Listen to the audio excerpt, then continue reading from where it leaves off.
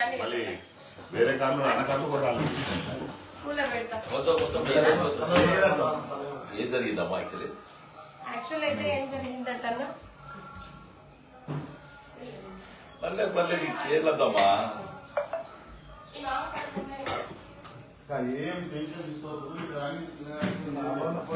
చెయ్యాలి కదా వాళ్ళు కూడా కూర్చోమ్మా. అయితే యాక్చువల్ ఏం జరిగిందంటే ఫస్ట్ అసలు ఒక బాబు నా దగ్గరికి పరిగెత్తుకుంటూ వచ్చాడు. అక్క నాకు కొడుతున్నారు అక్క నన్ను కాపాడని వచ్చిండు. సరే అని ఫస్ట్ ఆ బాబుని నేను వేరే దగ్గరికి ఇచ్చి పంపించేసిన.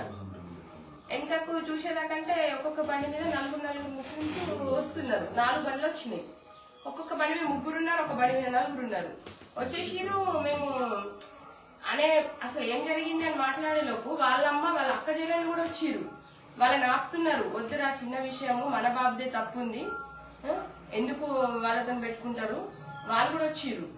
వచ్చి ఆపుతుంటే అసలు ఆగట్లేదు. వాళ్ళు కొట్టేసిరు ఫస్ట్ మా మరుదులని, మా అత్తమ్మకి.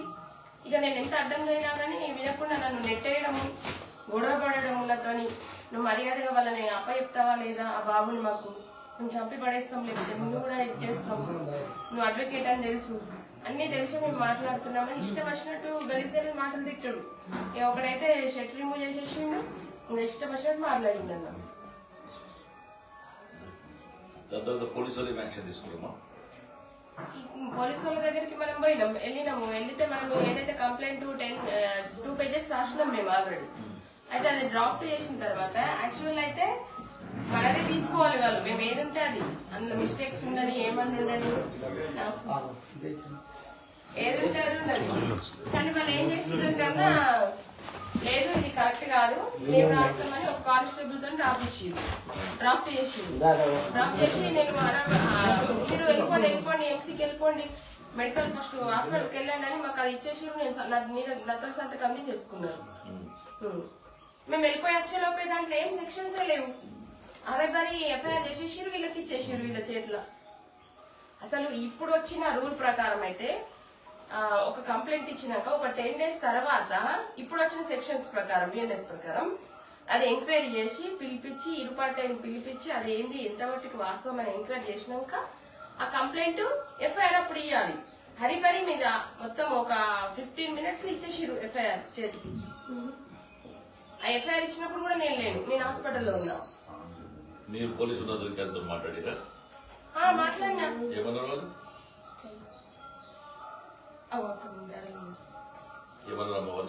అయితే నేను ఒప్పుకోలేదు. నేను చూసినా వీళ్ళు నాకు ఎఫ్ఐఆర్ ఫార్వర్డ్ చేయగానే ఇది కుదరది, ఇట్లా కాదని మా అప్పటి వరకు నేను మా వాళ్ళని ఇందులోకి రానివ్వలేదు.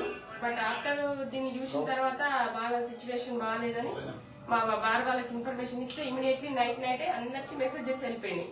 అన్ని బార్లే వెళ్ళిపోయి అంతటా వాళ్ళు అబ్స్టైన్ చేయడము, నాకు సపోర్ట్ గా వస్తానని మీటింగ్ పెట్టి, మీటింగ్ లో కూడా అందరు కూడా మెచ్చుకున్నారు అన్న. అక్కడ ఏంటంటే ఫస్ట్ ఆఫ్ ఆల్ ఒక బాబు ప్రాణాలు కాపాడడం ఇంపార్టెంట్. అక్కడ తర్వాత ఏం జరిగిందనే తర్వాత విషయం, కానీ బాబు ప్రాణాలు అయితే కాపాడగలిగినాం కదా, అది మంచి పని చేసినామని అందరిగా మా అడ్వకేట్స్ సపోర్ట్ గా వచ్చేసారు నాకు. వాళ్ళంతా మాదల్లో అన్న అక్కడే ఉంటారు. బట్ వాళ్ళ పేరు నాకు అంత ఐడియా లేదు. కానీ ఒక్కరు కాదన్న, దగ్గర 30 మంది వాళ్ళు. అంతమంది పేర్లు ఎక్కడ చెప్పగలుగుతాం, ఎక్కడ ఐడెంటిఫై చేయగలుగుతాం వాళ్ళని? లేవన్న. అదే మన పిల్లలు వీడియోస్ తీస్తే అన్న, మన పిల్లల వీడియోని కూడా తీసి ఫోన్ పగలగొట్టేసి, మా బాబు ఫోన్ కూడా పగలగొట్టిరు. నా ఫోన్ ని కూడా తీసుకొని మా బాబు తీస్తుంటే మేము ఇట్లనే చేస్తాము, ఇట్లనే మాట్లాడతాము. నువ్వు ఇప్పుడు కాకపోతే ఇంకా వారం రోజులకైనా సరే మేము ఖచ్చితంగా కొడతాం.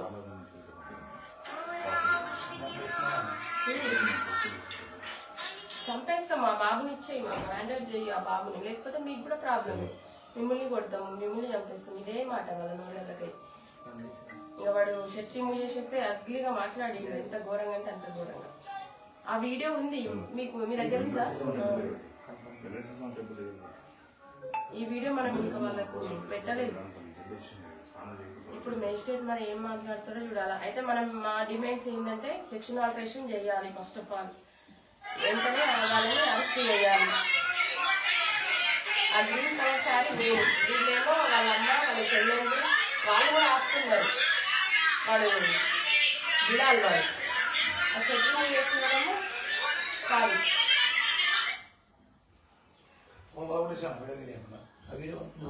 నా ఫోన్ వల్ల కొట్టేసి నాది కూడా మర్మాలని వాళ్ళే అంటారు కదా, కొట్టద్దు అని వాళ్ళకి వాళ్ళే వాళ్ళ అమ్మ వాళ్ళ అక్క కొట్టద్దే రా కొట్టకండి రా అంటే కూడా వింటలేదు.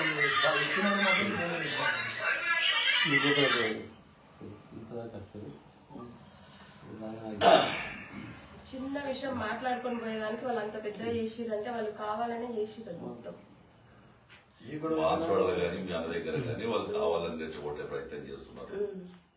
మీరు ఏదైతే ఆ బాబుని కాపాడే ప్రయత్నం చేసిందో జరిగిందో యావత్తు ఇందూరు జిల్లాకు సంబంధించిన ప్రతి ఒక్కరు కూడా మీకు సపోర్ట్ ఉంటారమ్మా. నిన్న కూడా నేను రావాలనుకున్నా కానీ ఇక్కడ సిచ్యువేషన్ బాగాలేదు, లా అండ్ ఆర్డర్ ప్రాబ్లం వస్తుంది.